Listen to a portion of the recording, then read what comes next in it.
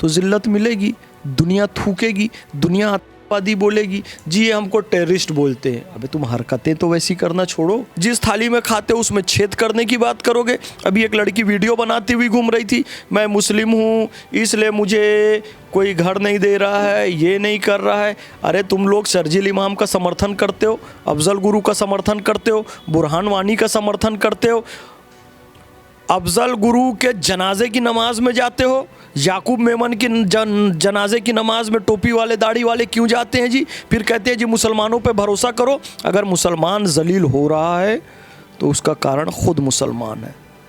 बिल्कुल देखिए, बांग्लादेश में एक हिंदू भाई को जिंदा जला, चौराहे पे पेड़ से लटकाकर जिंदा आपने जला दिया यार। कितनी बेशर्मी भरे, मतलब जितनी मजम्मत की जाए इसकी कम है, जितनी आलोचना इसकी की, जितनी बुराई की जाए, जितनी गाली दी जाए कम है। उसके लिए आप एक शब्द नहीं बोल रहे हो, और आतंकियों को ज़मानत मिल जाए इसके लिए जंतर मंतर पे प्रदर्शन कर रहे हो। फिर बोलते हो कि कोई मुसलमान को घर नहीं दे रहा है, फिर बोलते हो कोई मुसलमान सब्ज़ी वाले से सब्ज़ी नहीं खरीद रहा है, फिर बोलते हो कोई मुसलमान कारपेंटर से काम नहीं करवा रहा है, फिर कह रहे हो कोई मुसलमान पंचर बनाने वाले से अपनी गाड़ी पंचर नहीं बनवा रहा है, फिर कह रहे हो कि कोई मुसलमान MBBS डॉक्टर पे कोई भरोसा नहीं कर रहा है, फिर कहते हो कि मुसलमानों को उनका अधिकार नहीं दिया जा रहा है, उनका हक नहीं दिया जा रहा है। भाई, अपनी ज़िल्लत का कारण तुम खुद हो। तुम ऐसी हरकत करोगे, आतंकियों के सपोर्ट में नारे लगाओगे, जुलूस निकालोगे, और हिंदू मर रहे हैं, एक नहीं 20 को मार चुके हैं बांग्लादेश में, उनके पक्ष में कुछ नहीं बोलोगे। मुर्शिदाबाद में 500 हिंदू परिवारों को मार कर भगा दिया गया, उनके लिए आप कुछ नहीं बोलते हो। कश्मीर से हिंदुओं का पूरा जीनोसाइड करके ख़त्म कर दिया गया, उनके लिए कुछ नहीं बोलते हो। केरल में हिंदुओं के साथ अत्याचार हो रहा है, उस पर आप कुछ नहीं बोलते हो। दिल्ली के कई इलाके जहाँ हिंदू घर छोड़कर जा रहे हैं, उनके फेवर में आप कुछ नहीं बोलते हो। में नारे लगा रहे हो, जंतर मंतर पे प्रदर्शन कर रहे हो, तो जिल्लत मिलेगी, दुनिया थूकेगी। नमस्ते, मैं शुभम। दिल्ली दंगों के मामलों से एक बड़ी खबर आ रही है, जहां 5 आरोपियों की जमानत के बाद जो उमर खालिद है और शर्जील इमाम है, उनको सुप्रीम कोर्ट ने जमानत देने से इनकार कर दिया है। इन दोनों की जमानत के लिए या शर्जील इमाम की जमानत के लिए देश विदेश से तमाम पत्र आ रहे थे देश में कि उनको जमानत दे दी जाएगी। इस मुद्दे पर बातचीत करने के लिए हमारे साथ मोहम्मद फैज़ खान मौजूद है। फैज़ भाई, मुझे आप एक बात बताइए, जमानत ना देने का कारण क्या हो? जब 5 को दे दी गई तो 2 में क्या समस्या हो गई? बिस्मिल्लाहिर्रहमानिर्रहीम, रब्बिश्रह सदरी व यस्सिर ली अमरी वहलुल उक़दतम मिन लिसानी यफ़क़हू क़ौली। बिरादरान हिंद, अस्सलाम वालेकुम रहमतुल्लाहि व बरकातहू। भारत माता की जय, वंदे मातरम, जय हिंद। अल्लाह रब्बुल इज़्ज़त खालिक कायनात से हम यही दुआ करते हैं, जिन लोगों ने JNU में हमारे वज़ीर आज़म प्रधानमंत्री श्री नरेंद्र मोदी जी की मौत की दुआएं मांगी, अमित शाह जी के को दफनाने के नारे लगाए, योगी आदित्यनाथ जी के बारे में अपशब्द कहा, या अल्लाह ऐसे देशद्रोही तत्व जो JNU में देश के ख़िलाफ़ नारा लगा रहे हैं उनको नेस्त नाबूद कर दे, या अल्लाह उनको तबाह व बर्बाद कर दे। या अल्लाह रब्बुल इज़्ज़त खालिक कायनात, हम तेरी बारगाह में हाथ उठाकर ये दुआ मांगते हैं कि प्रधानमंत्री नरेंद्र मोदी जी को उम्र दराज कर दे, गृह मंत्री अमित शाह जी को अच्छी सेहत बख्श, योगी आदित्यनाथ जी से अपना बेहतरीन से बेहतरीन काम ले ले, प्रधानमंत्री नरेंद्र मोदी जी के हाथों देश के दुश्मनों का सफाया हो जाए, अमित शाह जी के हाथों देश के गद्दारों का सफाया हो जाए, जो इनके लिए बद्दुआ कर रहे हैं। इन देश के गद्दारों को बर्बाद कर दे, तबाह कर दे, नेस्त नाबूद कर दे। JNU के जिन जोकरों ने हमारे देश के प्रधानमंत्री को, गृह मंत्री को दफनाने की बात कही है, या अल्लाह उनको दफन कर दे, उनको ख़त्म कर दे, उनकी पीढ़ियों को बर्बाद कर दे जो हमारे देश को बर्बाद करना चाहते हैं, हिंदुस्तान को। या अल्लाह, जिंदाबाद था, जिंदाबाद है, जिंदाबाद रख, हिंदुस्तान को विश्व गुरु बना दे। या अल्लाह, हम सब हिंदुस्तान के वासी अपने प्रधानमंत्री जी और गृह मंत्री जी की लंबी उम्र की दुआ करते हैं, उनको लंबी उम्र दे। आमीन, आमीन, आमीन। अब देखिए, मैं एक बात कहना चाहता हूँ कि आज ममदानी को जो सबसे ज़्यादा गालियाँ कोई दे रहा होगा ना, सबसे ज़्यादा अपशब्द जो कह रहा होगा ना, उसका नाम है उमर खालिद, उसका नाम है शर्जील इमाम। आप तो सोच रहे होंगे भाई, ममदानी ने तो इन लोगों के लिए लेटर लिखा था न्यूयॉर्क से, उसका लेटर ही इनकी मौत का कारण बन गया, उनका लेटर ही इनकी ज़मानत रद्द करने का कारण बन गया। अब देखो, 12 लोगों को ज़मानत दे दी, 5 लोगों को ज़मानत दे दी, 12 शर्तों के साथ ज़मानत दे दी। ये दोनों को क्यों नहीं दी? क्योंकि ये दोनों के लिए लेटर न्यूयॉर्क के मेयर ने लिख दिया। अब हमारे प्राइम मिनिस्टर नरेंद्र मोदी जी इतने कमज़ोर तो है नहीं, या हमारा जुडिशरी सिस्टम तो इतना कमज़ोर है नहीं कि दुनिया में एक शहर है न्यूयॉर्क का महापौर लिख कर दे कि तुम्हारे यहाँ का ये अपराधी है, उसको छोड़ दो, तो हम छोड़ देंगे। अरे जमानत देने वाले भी रहे होंगे तो अब नहीं देंगे। तो जिसको वो अपना शुभचिंतक समझ रहा था वही उसका काल का कारण बन गया। वह और अभी 1 साल के लिए ये भी कह दिया कि तुम जमानत के लिए अर्जी भी नहीं दे सकते। देना भी नहीं चाहिए। अगर कोई भी देशभक्त हिंदुस्तानी है ना, मैं शर्जील इमाम का जब जब वीडियो सुनता हूँ मेरे खून में उबाल आने लगता है कि मतलब मैं तो इंडियन आर्मी से चाहता हूँ कि ये आतंकियों के स्लीपर सेल और जैसे आतंकियों की खोपड़ी खोली ना पहलगाम में, वीडियो उनके फोटो देखे ना जिन लोगों ने हमला किया था, क्या किया यार। ये कहता है कि चिकन नेक काट दो और नॉर्थ ईस्ट को भारत से परमानेंट अलग कर दो, भारत की आर्मी वहां ना जा सके, और 5 लाख लोगों की भीड़ इकट्ठा करो और सब चिकन नेक पे खड़े हो जाओ। यानी भारत को तोड़ने की बात हिंदुस्तान से, और कहता है वो हमारी जिम्मेदारी है, मतलब उसकी। तो भाई जब ये तेरी जिम्मेदारी है भारत को तोड़ने की, तो इंडियन आर्मी की भी जिम्मेदारी है तेरी हड्डियां तोड़ने की। क्रोध आता है उसको, देखो उसका अच्छा यही इसी बात में उमर खालिद बोल चुका है कि मुझे नहीं लगता अब कभी मुझे ज़मानत मिलेगी, वो जेल में ही रहे, क्योंकि वो जेल से बाहर आएगा ना, इन लोगों के ऐसे ऐसे गंदे गंदे गलीज़ वीडियो हैं इंडिया के ख़िलाफ़, भारत के ख़िलाफ़, कि भारत की जनता ही इनको जीने नहीं देगी। मैं मॉब लिंचिंग का समर्थन नहीं करता, लेकिन मैं ये निवेदन करता हूँ कि ऐसे लोगों को बाहर नहीं आने दिया जाए, नहीं तो पब्लिक की भावनाएँ भड़क गई तो ये ज़िंदा बचेंगे नहीं, तो ये अंदर ही रहे इनको। और इनके जो स्लीपर सेल है मेरे सामने नहीं आना भैया, मेरी फेसबुक में, मेरे इंस्टाग्राम में यदि कोई भी इस शर्जील इमाम जैसों का अगर कोई समर्थक है तो वो रिमूव हो जाए, खुद ही रिमूव हो जाए। मुझे ऐसे लोग नहीं चाहिए। तुम खाओगे यहाँ का, पियोगे यहाँ का, और इसी देश को तोड़ने की बात करोगे।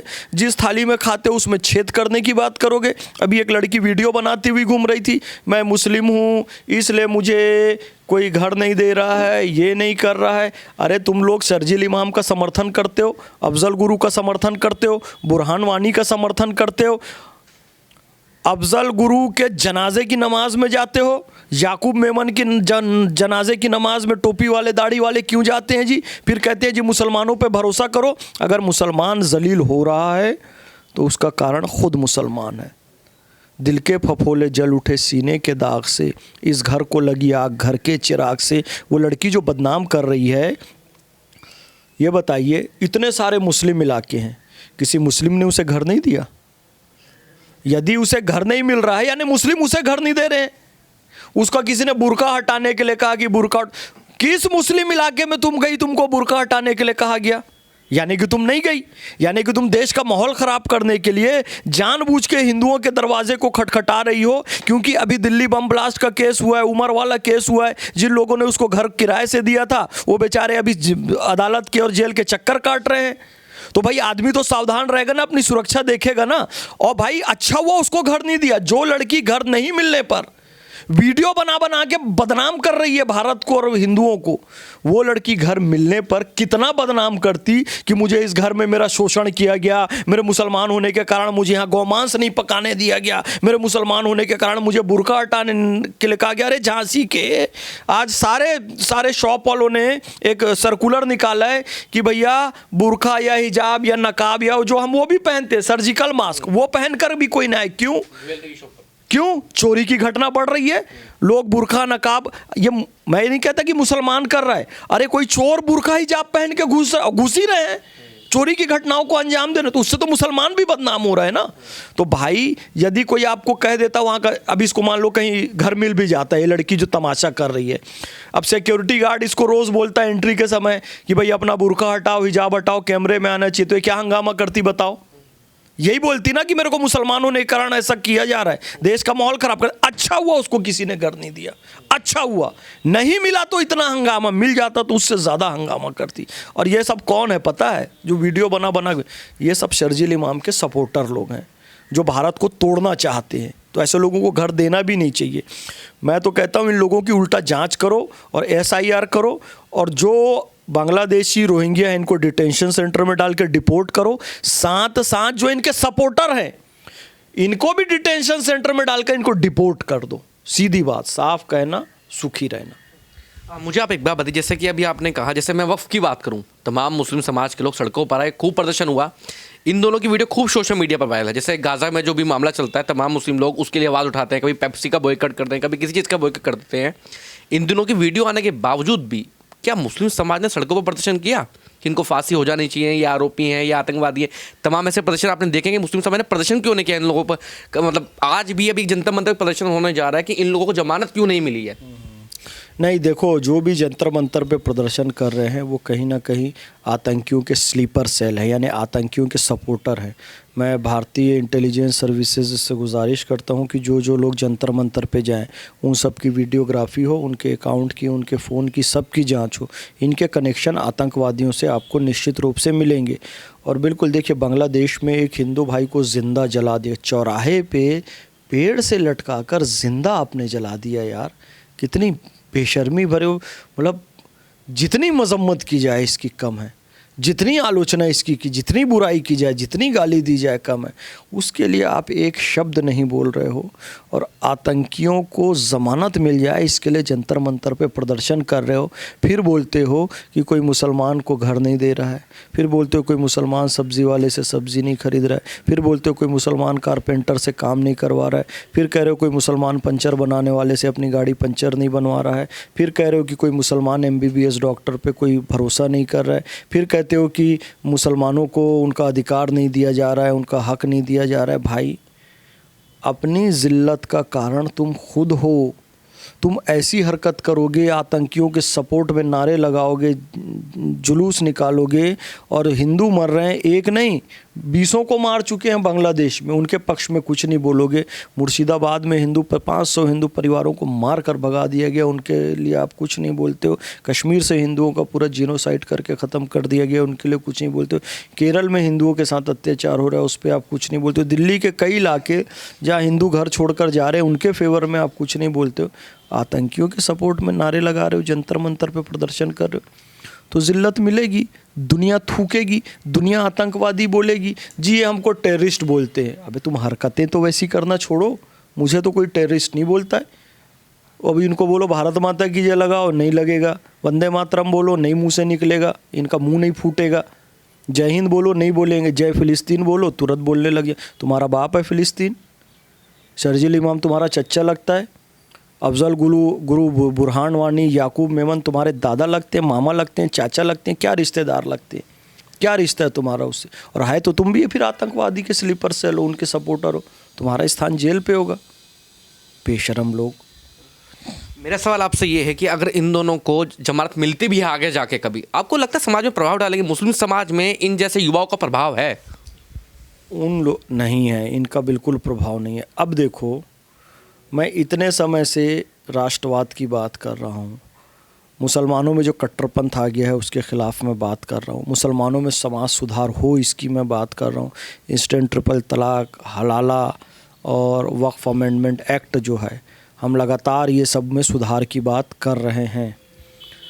अब आप ट्रेंड देखना, अब आपको बंगाल से भी मुस्लिमों के वीडियो मिलेंगे, उत्तर प्रदेश से भी मुस्लिमों के वीडियो मिलेंगे, दक्षिण भारत से क्या कहते हुए? वंदे मातरम कहते हुए, क्या कहते हुए? भारत माता की जय कहते हुए, क्या कहते हुए? हम जी भारतीय मुसलमान हैं, सनातनी मुसलमान हैं, हम कोई विदेशी थोड़ी हैं, हम यहीं के, हम क्यों जय श्री राम नहीं बोले, हम क्यों वंदे मातरम नहीं बोले? अभी एक चचा का कल वीडियो आया उत्तर प्रदेश से कि योगी जी निष्पक्ष भाव से कार्रवाई करें, जो अपराधी हैं उनका घर तोड़ रहे हैं, किसी के साथ भेदभाव नहीं कर रहे, और मोदी जी हमारे हैं। अब ये सारे वीडियो मुसलमानों के बढ़े हैं कि घटे हैं? पहले तो आते ही नहीं थे, अब आ रहे हैं। यानी कि हमारी मेहनत रंग ला रही है, यानी कि शर्जील इमाम का प्रभाव नहीं है, मोहम्मद फैज़ खान हम जैसे राष्ट्रीय मुसलमानों का प्रभाव है। शर्जील इमाम और उमर खालिद मेरी बात सुन रहे हैं, अगर सुन तो नहीं पाएंगे, जेल में है, चोरी छुपे मोबाइल भी नहीं आ सकता उनके पास कहीं से, लेकिन उनके जो चंगू मंगू लोग उनसे मिलने जाते होंगे महीने में 1-2 बार, तो उनके चंगू मंगू दोनों को ये मैसेज दे दे कि भैया जेल में ही रहना तुम्हारे हक़ में है, तुम्हारे ख़िलाफ़ देश में बहुत गुस्सा है, जिस तरीके से देश को तुमने तोड़ने की बात की थी, देश के लोगों के खून में उबाल है, कहीं कोई घटना हो जाए तो फिर तुम्हारे घर वाले रोते रहेंगे, तड़पते रहेंगे, फिर तुम्हारे स्लीपर सेल माहौल बनाएंगे, देखो मॉब लिंचिंग कर दी, इससे अच्छा अब तो जेल में जाना पड़ेगा, जेल की रोटी खाना पड़ेगा, जेल की रोटी खाते हुए वहीं पड़े रहो, बाहर आने की मत सोचो। बाहर आओगे तुम्हारा ही नुकसान होगा।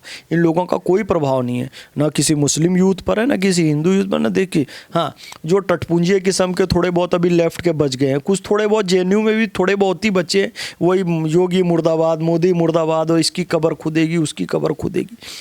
ये जेएनयू के जोकर हैं, कुछ टटपुंजिया किस्म के। वो कभी टाटा के सामने खड़े हो जाते, टाटा के शोरूम के सामने, कभी किसी और ब्रांड के सामने, जी ये इज़राइल को समर्थन कर रहा है, इसका ब्रांड नहीं खरीदो, ये नहीं करो, वो नहीं करो। ये लोग क्या करते हैं, दिन भर घूमते हैं, फ़िलिस्तीन गाज़ा के नाम पर किसी से 100 रुपये ले लिया, किसी से 50 रुपये ले लिया, ऐसे करके शाम होते होते तक इनके पास 1000-2000 रुपये इकट्ठा हो जाता है। ये इनके गांजे का पैसा इकट्ठा हो गया, इनकी दारू का पैसा इकट्ठा हो गया, थोड़ा सा मच्छी फ्राई, अंडा भुना और अंडा फ्राई वगैरह का पैसा हो गया। ये अपना 1500-2000 रुपये काफ़ी होता है इनके लिए। तो क्या करते हैं, रात को फिर ये लोग अपना दारू लाए, मुर्गा मटन लाए, अंडा भुर्जी फ्राई लाए, पिए हुए गांजा वांजा खींचे, उसके बाद रात भर ये सब कैसे होते हैं आप जानते ही हो, रात भर क्रांति खेलते हैं ग्रुप में, और सुबह होते ही साथ फिर कोई नए शोरूम के सामने जाकर फ़िलिस्तीन को बचाओ, गाज़ा को बचाओ, ये चंदाखोरी करके, ये इनका रोज़ का धंधा है। तो फ़िलिस्तीन और गाज़ा में जाने के लिए कोई भी मार्ग नहीं है कि उनको कोई आर्थिक सहायता पहुंचाई जा सके। तो ये जेएनयू के जोकर फ़िलिस्तीन गाज़ा के नाम से पैसा मांगते हैं, तो इनको ना दिया जाए। ये सब दारू, मछली, मुर्गा, अंडा, गांजा और रात भर ग्रुप में, मैं बताना नहीं चाहता, जो ग्रुप वाला खेल ये लोग करते हैं, लड़के लड़कियां सब मिलके, लड़के लड़के भी, लड़की लड़की भी, लड़का लड़की भी, ये सब उन लोगों के लिए कॉमन है। तो ये लेफ़्ट वाले ऐसी हरकतें करते रहते हैं। तो मैंने एक सोर्स बनाया है कि देखो कई सारे लोग गद्दार भी हैं, अब कई गद्दारों का पता कैसे करोगे, और वफ़ादार तो बहुत सारे हैं मुल्क के। तो मैंने उसके लिए एक पैरामीटर बनाया, जैसे बुखार देखने के लिए थर्मामीटर होता है ना, कितना बुखार है। तो हमारी एक है, हमारी ही कहूँगा क्योंकि वो हेल्प भी करती हैं हमको काफ़ी। कैसे हेल्प करती है, आरफा खानम शेरवानी। तो हम लोगों एक एक व्यक्ति को ऑब्ज़र्व नहीं कर सकते कौन गद्दार है कौन वफ़ादार है। तो हमने उनका चैनल देखते रहते हैं, वो जैसे ही बोले कि ये देश का बड़ा वफ़ादार है, देशभक्त है, इंटेलेक्चुअल है, समझदार है, तो हम समझ जाते हैं साला पक्का गद्दार है। यानी वो शर्जील इमाम का सपोर्ट करती है, तो हमको शर्जील इमाम के बारे में पता करने की जरूरत है। आरफा खानम शेरवानी जिसका सपोर्ट कर रही है, समझ जाओ ये पक्का गद्दार है। और आरफा खानम शेरवानी और लेफ्ट के लोग जिसका विरोध कर रहे हैं, जैसे उसने कहा धुरंधर फिल्म नहीं देखना, ये देश के खिलाफ है, हम पक्का समझ गए देश के हित में। टाटा से कोई ब्रांड, टाटा का कोई ब्रांड नहीं खरीदना, हम पक्का समझ गए टाटा देशभक्त आदमी है। तो हमारा पैमाना आरफा खानम शेरवानी है, हमारा पैमाना नेहा सिंह राठौर है। इन लोगों का वीडियो एक आधी स्टेटमेंट देख लो, नेहा सिंह राठौर जिसके खिलाफ बात कर रही है पक्का देशभक्त होगा वो। नेहा सिंह राठौर जिसका सपोर्ट कर रही है पक्का वतन का गद्दार होगा। तो हमारा तो ये पैमाना है। आप मुझे बात बताइए, इनके लिए जो आप लेफ्ट बता रहे हैं, इनका एक तंत्र काम करता है। शायद इनके पास ऐसे ऐसे वकील हैं, शायद मैं और आप ऐसे वकीलों को हायर भी ना कर पाए अपने जीवन में कभी। वो तंत्र कहाँ से काम करता है? दुनिया में तमाम मामले हैं, कभी ये इनके जो वकील हैं कभी किसी के लिए खड़े नहीं हो। जब लेफ्ट की बात आती है, जब आपने कहा कि गद्दारों की बात हुई, तमाम पूरा तंत्र एक हो जाता है। मीडिया सेल हो, चाहे वकील तंत्र हो, चाहे कोई भी तंत्र हो। देखो ये लेफ़्ट वाला जो ढपली वाला ग्रुप है, आप इनको देखोगे तो कभी जैसे मंगोलों की सेना आती थी ना, तो वो लोग बाद में आते थे, 2 किलोमीटर दूर से पहले उनकी बदबू आती थी, तो बदबू से समझ जाते थे कि मंगोल आने वाले, क्योंकि मंगोल ज़िंदगी में कभी नहाते नहीं थे। तैमूर जो है ना, करीना कपूर जो नाम रखी, तैमूर बाद में आता था, तैमूर की बदबू पहले आती थी। तैमूर ज़िंदगी में कभी नहीं नहाया, ये बात आपको पता थी? ये किसी को नहीं पता होगी। कभी नहीं नहाता था। यदि सर्दियों में देखना जो बच्चे नहाते नहीं हैं 1-2 दिन, तो देखना उनके हाथ में या पैर में परत जम जाती है और खून निकलने लग जाता है, चमड़ी फट जाती है। वो ज़िंदगी में कभी नहीं नहाता था, पूरे शरीर से मवाद और गंदगी निकलते रहती थी। तो वो तैमूर था जिसके नाम पर करीना कपूर ने अपने लड़के का वॉरियर और कॉन्कर ऐसा वैसा खोल के बड़ा महिमा मंडित कर रही थी बोल के। ये जो लेफ्टिस्ट लोग हैं ये कभी नहीं नहाते, कभी नहीं नहाते हैं, इनके शरीर से बदबू आती रहती है। तो जिन वकीलों को ऐसे बदबूदार लड़के लड़कियां पसंद हैं, इनके लिए नैतिकता वगैरह कोई चीज़ नहीं होती है। तो इस तरह के लोगों को अगर परोस दिया जाता है तो वकील भी बोलता है चलो बदबू हमें भी पसंद है, ये भी बदबूदार है, थोड़ा सा मौज कर ले इनके साथ, और उनके फेवर में केस लड़ने लग जाते हैं। नहीं तो उनके पास तो देने के लिए पैसे हैं नहीं। शर्जील इमाम, उमर खालिद, वो तो एक सामान्य परिवार से हैं, वो 15 लाख 20 लाख की फ़ीस कहाँ से देंगे? तो कुछ ना कुछ तो फ़ायदा वकीलों को होता होगा ना। तो इस तरह का फ़ायदा ये होता है। ये गंदे गलीज़ लोग हैं, मतलब इनकी जहनीत में तो गंदगी है ही, इनके जिस्म में भी गंदगी है। इनका जिस्म भी बदबूदार है और दिमाग भी बदबूदार है। अब कपिल सिब्बल को पसंद होगी बदबू, उनके पास जाता है, उसमें अब क्या हम कह सकते हैं। इसमें भी फंडिंग का मामला हो सकता है, कुछ हो सकता है मिलता होगा, क्योंकि देखो चाइना, पाकिस्तान और इस तरह के देश जो हैं भारत को अस्थिर करने के लिए लगातार लश्कर तोयबा, हिजबुल मुजाहिदीन, इंडियन मुजाहिदीन, खालिस्तानी मूवमेंट को सपोर्ट करते रहते हैं। तो निश्चित रूप से इनको कुछ ना कुछ तो पैसे मिलते होंगे। तो इसकी जांच होनी चाहिए कि वो हिस्सा कहीं वकीलों के पास भी तो नहीं जाता है। इस बात की बिल्कुल जांच होनी चाहिए, मैं इसका सपोर्ट करता हूँ।